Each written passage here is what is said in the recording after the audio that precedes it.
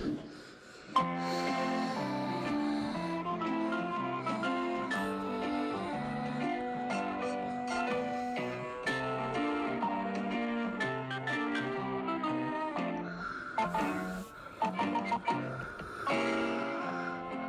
and Mrs. Brown first met Paddington on a railway station, which was how he came to have such an unusual name for a bear. They were waiting for their daughter Judy when Mr. Brown caught sight of him sitting on an old suitcase behind a pile of mail bags. As they drew near, he stood up and politely raised his hat. "Good afternoon," he said. "Can I help you?" "Well, no," said Mr. Brown. "We were wondering if we could help you." "You're a very small bear," said Mrs. Brown. "Where are you from?" "Darkest Peru," said the bear. "I'm not really supposed to be here at all. I'm a stowaway. I came all the way in a lifeboat, and I ate marmalade. Bears like marmalade. I used to live with my Aunt Lucy, but she had to go into a home for retired bears, so I emigrated." "Oh. Aunt Lucy always said she wanted me to emigrate when I was old enough, but now that I have, I'm not quite sure what to do next." As he bent down, the Browns caught sight of a label round his neck. It said, "Please look after this bear, thank you." It was the kind of label you couldn't possibly ignore, and in no time at all, things began to happen. Mrs. Brown thought of a name for him. Paddington. And while she went off to look for Judy, Mr. Brown was put in charge of ordering some refreshments. Paddington. Paddington. "Come along, Paddington," said Mr. Brown. "I expect you're hungry after your long journey." "I am," said Paddington. "Very."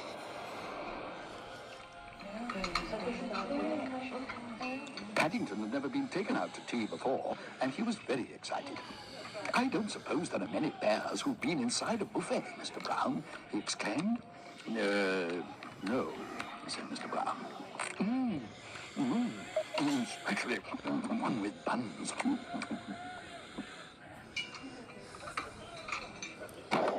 "I think perhaps I'd better sit down."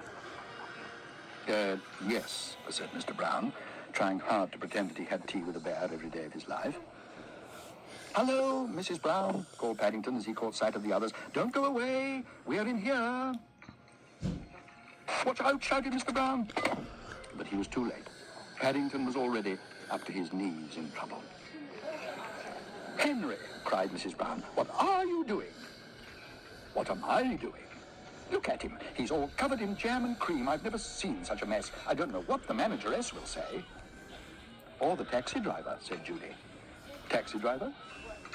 "Judy's right," said Mrs. Brown. "We can't leave him here, not in his present state." "Don't worry, Mrs. Brown," called Paddington. "I'll clear up the mess. Bears are good at clearing up messes."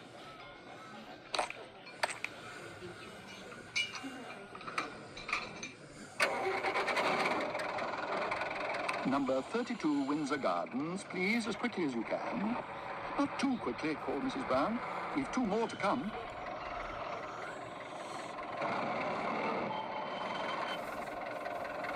"Is that one of them?" asked the driver. "He's covered in white stuff." "It's only cream," said Judy.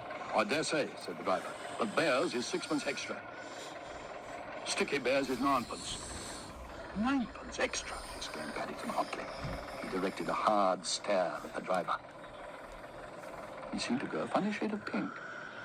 "Gosh," said Judy, "how did you learn to do that?" "My Aunt Lucy taught me," said Paddington. "She said it might come in useful one day."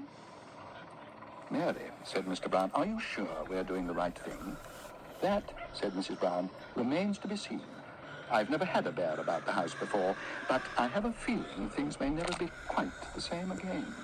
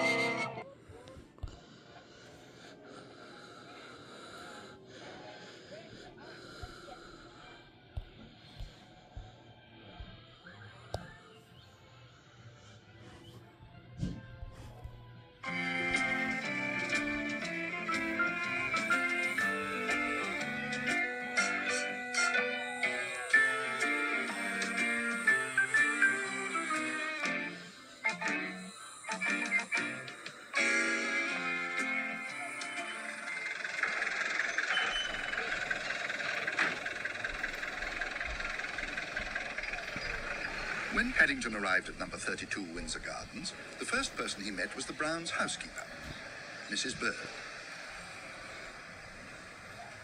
"Good afternoon," he said. "I'm from darkest Peru, and I've come to stay." "Peru!" exclaimed Mrs. Bird. "Good gracious, whatever next?" "Don't worry," called Judy. "He's going to have a bath.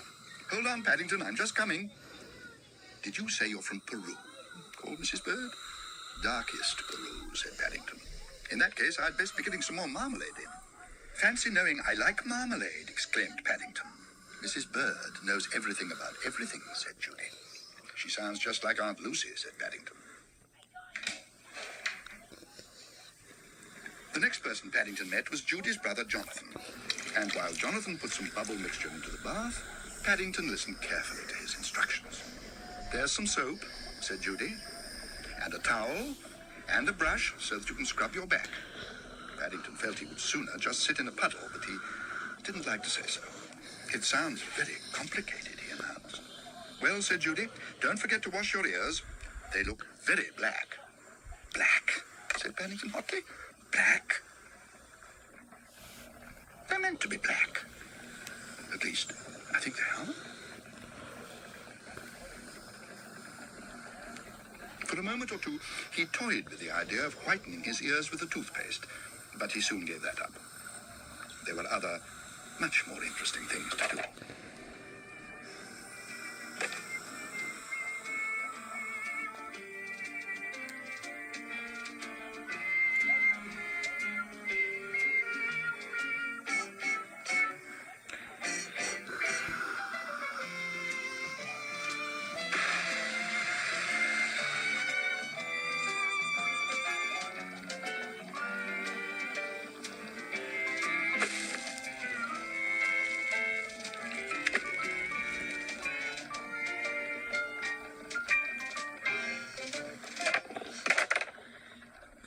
"What was that?"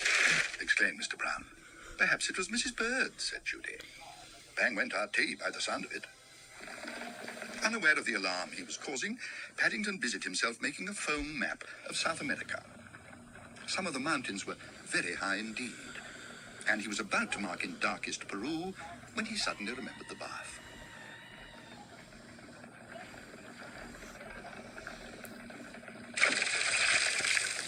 "What is going on?" exclaimed Mr. Brown. "Don't tell me Mrs. Bird's fallen in the washing-up water now."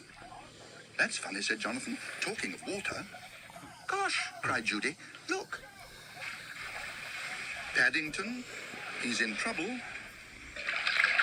Say that Paddington was in trouble was to put it mildly. He tried calling out, "Help," fairly quietly, so as not to disturb anyone, and then much louder, "Help! Help!" "Paddington," said Judy, "you've still got your duffel coat on." "I didn't want to get too wet," gasped Paddington. "Only I think I have done after all." "Help! Why ever didn't you pull the plug out?" exclaimed Jonathan. "Pull the plug out?" repeated Paddington. "Nobody said anything about that." "I shall never, ever have a bath again," he said firmly. "It's much too complicated." But before he went to bed that night, Paddington did have one more go.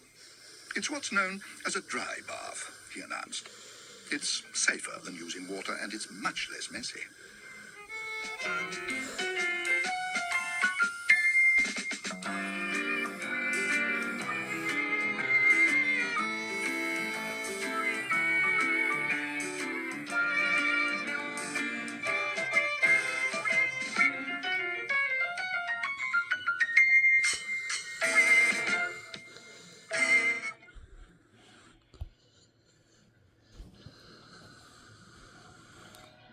Same with this one and this.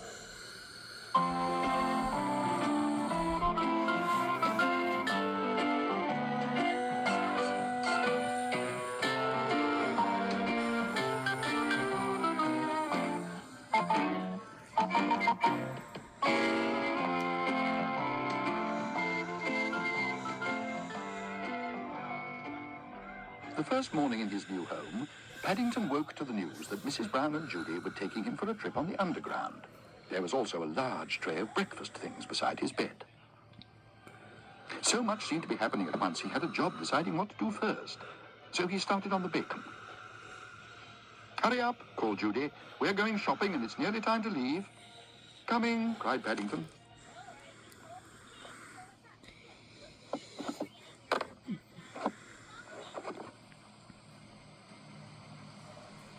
"I've never been on an underground before," he announced.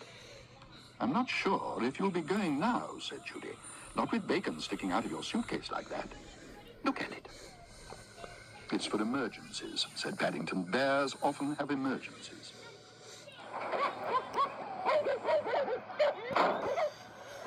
"In fact, I think I've got one coming on now." "It's very strange," said Mrs. Brown. "I've never heard so many dogs. Perhaps it's the fine weather bringing them out." "I don't think it's the weather, Mrs. Brown," gasped Paddington. "I think it's my bacon. What's left of it." After the excitement of Windsor Gardens, Paddington found the underground much more to his liking, and he hurried on ahead of the others. Everything seemed to have been thought of. There was a moving staircase, pictures on the wall. There was even a sign with his name on, showing which way to go.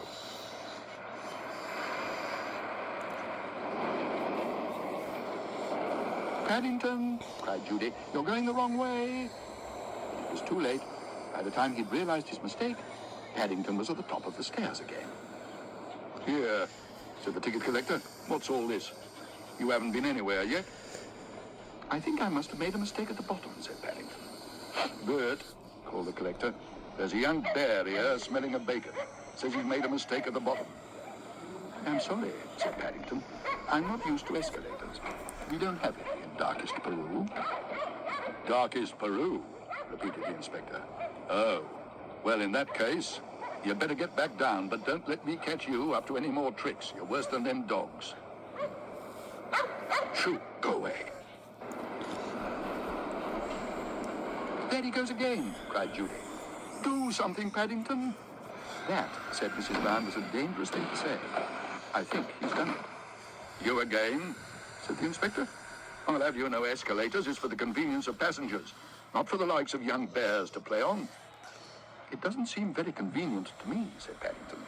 "I've been here ages and I haven't got anywhere yet." "We're supposed to be going shopping," said Mrs. Brown. "That's as may be," said the inspector sternly. "But pressing the escalator stop button without a very good reason is against the rules. Persons are expected to abide by the rules." "Did you say persons?" asked Judy. "That's right. And I've got my job to do. It's bad enough being pestered by dogs." "Well, Paddington's not a person," said Judy. "He's a bear. Isn't that lucky?" Said the inspector. Well, don't let it happen again." "I think you're a very kind inspector," said Judy. "Don't you, Paddington?" "Very," agreed Paddington. "In fact," he announced, "I shall always travel from here in future. It's a very good station if you don't want to go anywhere, especially if you have an emergency on the way."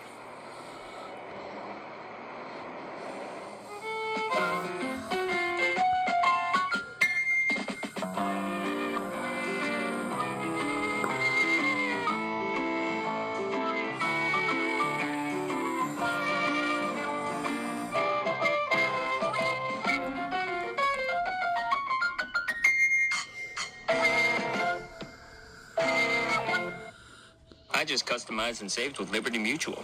What a great day. What an okay day. Carne asada is back, expertly crafted just for you. Nobody does carne asada like Chipotle.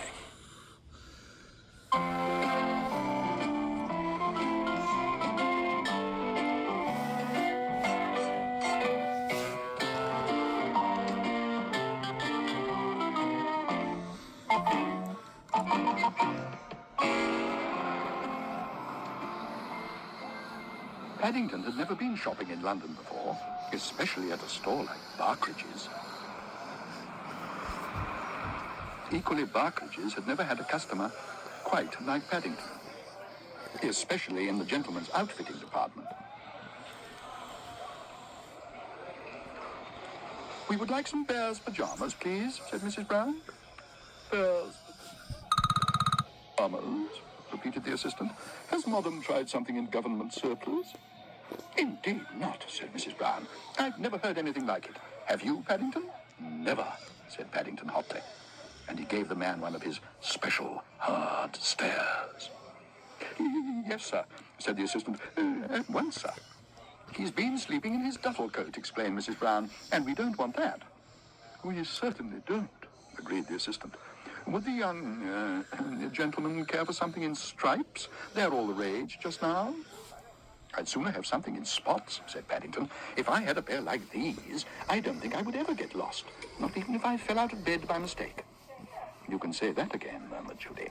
The changing rooms are on the right, called the assistant. Don't go wrong. I do hope they fit, said Mrs. Brown. He'll be most disappointed if they don't.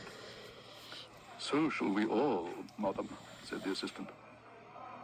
So far, Pajama Week at Barkridge's had been a disaster. In fact, Paddington was the first customer they'd had for days. But if Barkridge's were unhappy about their pajamas, Paddington was even more upset by the state of their changing rooms.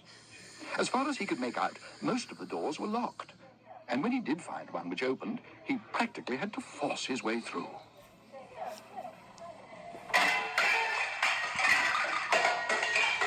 On the other hand, once inside, it was all very different. It was more like the inside of a house, and he was most impressed.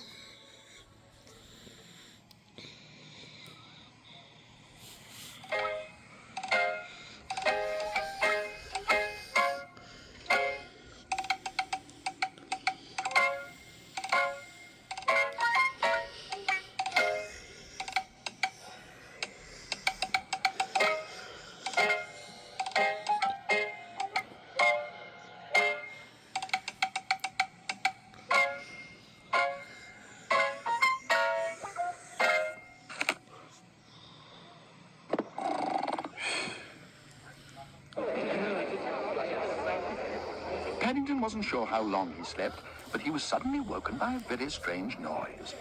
It sounded just like rain, but as he looked out of the window, he had yet another shock. Well, said a voice behind him, what are you doing in our shop window, Bear? Your shop window? Repeated Paddington. He suddenly wished he hadn't bought such loud pajamas. Oh dear, he announced to the world in general, I think I've been recognized. But to his surprise, the manager of Barkridge's was more than delighted with all that had happened. Bear, he boomed, you're what we in the trade call a trend-setter. Since you went to bed in our shop window, those pajamas have been selling like hot cakes. Look at them. They've all gone.